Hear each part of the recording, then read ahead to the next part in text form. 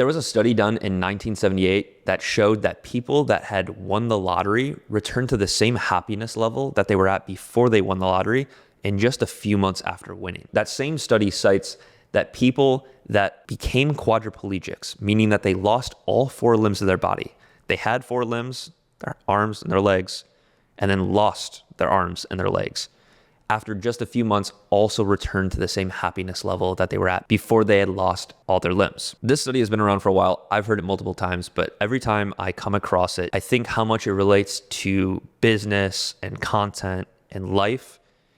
And it's really beautiful because it's very easy to be like, when I hit this goal, I'll be good. Delaying gratification in hitting some goal that at this point, we know when you hit that goal, not much is going to change in your internal happiness. They call it the hedonic adaptation. Your ability to have outside circumstances change your level of happiness for a prolonged period of time is just kind of unlikely. It's something that is a little scary, meaning that no matter what happens in life, you'll probably be about the same happiness that you are right now, regardless if you win the lottery or lose all your limbs.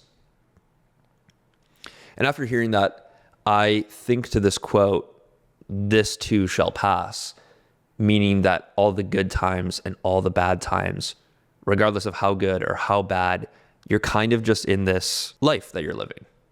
And to me, that just shows that it's more important, more now than ever, to have a purpose and have something working towards, because if it's just a number goal or a final outcome, you'll eventually hit that and then feel empty inside. I find this absolutely true for good and bad things in my life, including going to the gym and finally hitting 225 on bench and being super excited about that for like the few weeks after. And then it was just my normal bench.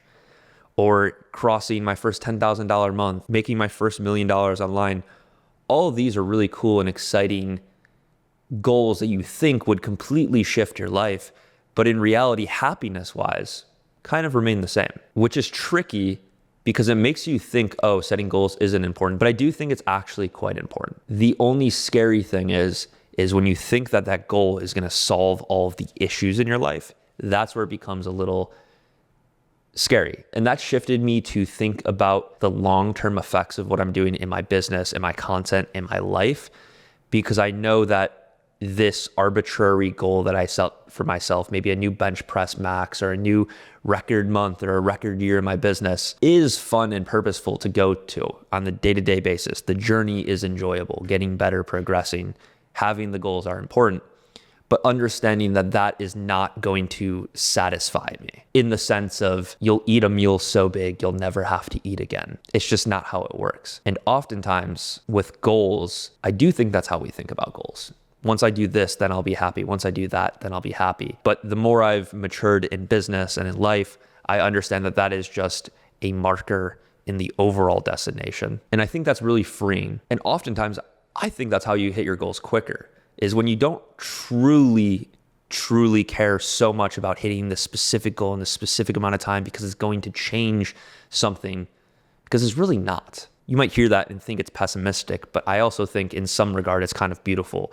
It's this, the answers you're looking for are in the journey and in the long run. The lottery one's really interesting because I hear so many people struggle with money and equate their suffering and misery to not having enough money. But then it shows in that study that people that won the lottery only a few months after returned to the same level of happiness. So it's not the money. Granted, I think it is important, right? If you gave me a life without any access to money or a life with a bunch of money, I would definitely choose the one with money. After making money online and having freedom through that, I think it's this amazing thing.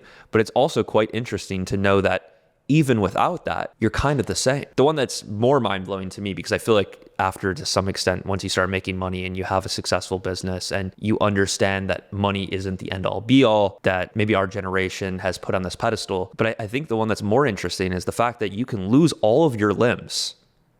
Like, I can walk around today, I can grab this mic, I can do all these things with my limbs. But if I were to lose them, then my level of happiness would be the same in just a few months later. That's insane.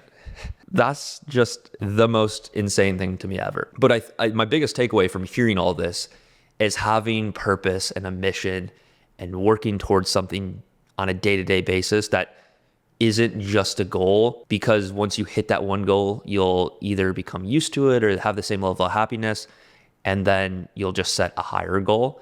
And if it's not purpose driven, it will be very challenging for you to find motivation to go after and do. But if it's purpose driven, it's just an achievement on the way to show that you're doing something right and making progress. I think the gym example is a little easier to draw attention to, because most people understand that going to the gym is about health and not about just doing something real quick to look good and then you stop going to the gym. Like going to the gym and exercising as a whole is a longevity health play. So when you hit a new PR on your bench, or you run a mile the quickest time ever or whatever, it's not like, cool, I'm done, I don't need to go to the gym anymore. It's like, okay, well, how can I improve this? That's a cool accomplishment, but the real accomplishment is that I'm progressing my health journey. And I don't know why that's easier for me to understand than maybe the more material dollar amount thing, but it is. And I don't know if it's the same for everyone else, but at least for my life, that one came quicker than the financial one. And I think I'm still probably working on that. But one of my bigger takeaways from all of this is the quicker you can make your life about that, like committing to the health journey, or to the journey of online business, or to the journey of pursuing your purpose, instead of just checking off boxes like, oh, I just want to buy a house and then have enough money and just retire, or I just want to get a six pack and then never work again or never work out again. I think the sooner you can commit to the journey and the mission in things, the quicker you'll like win to some extent. Now, setting milestones and goals are really important, because I think it just shows that you're making progress in the right direction.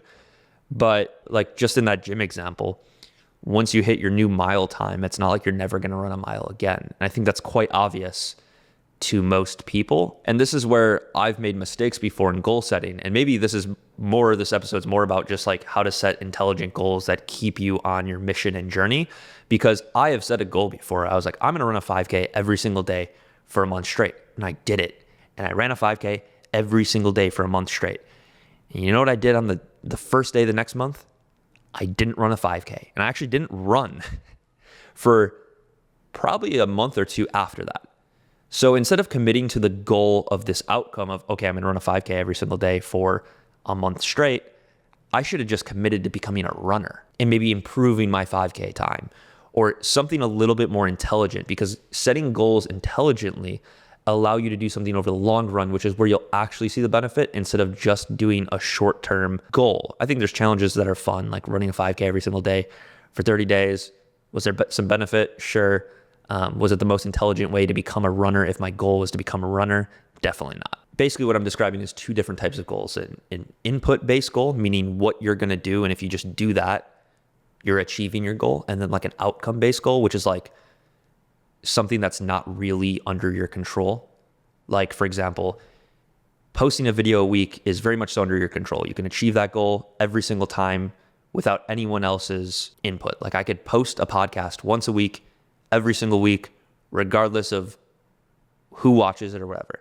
Now, an outcome-based goal would be like, I want 1,000 listeners per episode. Now, that is not dependent on what I do. I think they're both equally important, but it's important to set intelligent goals that allow you to do both, because the 1,000 listeners per episode is just a mark on the overall journey of a podcast, right? No one hits that and then stops. They go, okay, now I want 2,000, or I want 10, or I want 100. But the input-based ones are very sustainable in the sense, if you set it properly, is like you can get to any outcome-based goal with the proper input-based goal. It's interesting. Every time I hear that study, I get slightly sad, because I'm like, okay, there is no overall answer. But then it also gives me a huge level of optimism that no matter what happens, everything's gonna be okay. And as long as you're working towards your purpose and mission in life, regardless if you know what that is or you're just trying to figure out what that is, you'll be good. But that's all I got for you guys in this one. See you in the next pod. Peace.